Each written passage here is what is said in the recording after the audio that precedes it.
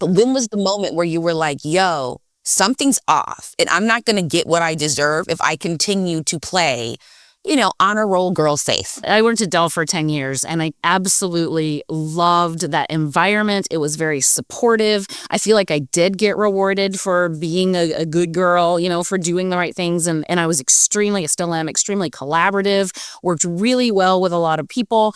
And it was just this nurturing, caring environment that was great to grow up in. And then when I left Dell, realizing that the rest of the world didn't act like that and that other companies were a lot more competitive, backbiting, having to do these things. And that's when it was, I saw my friends that weren't at my company saying that these things were the case. And so it was then when I was dropped into that environment and watching it. And I went into this very kind of male-dominated company where it was bravado that got you ahead. And it was all that. And just, I am a bit of a, I guess, observer. And so watching how people interacted and then watching the female leaders and how they interacted and then being like, okay, it's not about masculinity, it's about confidence.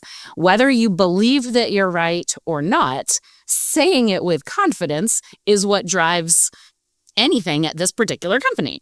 And so learning that, but then how do I find that confidence within me? And it was interesting because I have had a really, really great career. I left for a weird little company for a very short amount of time that totally beat down my ego. It beat down everything about me. And so coming back into this new corporate world, I was kind of just full of imposter syndrome.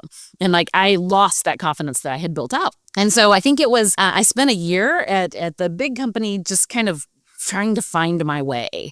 And I feel like it was at that moment where I didn't care if I really worked there anymore. I had an amazing salary, I had some interesting, cool people around me. If we were doing cool things, but I was like, you know what? If they fire me, I'll just get a job somewhere else. And I think that was the first time that my brain went, it's okay, right? Other people will hire you. And so that's when I started pushing boundaries and started saying, I want to do this, and having people go, whoa, we've never thought of that before, and then say yes to it. And so there was these little micro moments of me pushing something far beyond what I thought anyone would ever say yes to.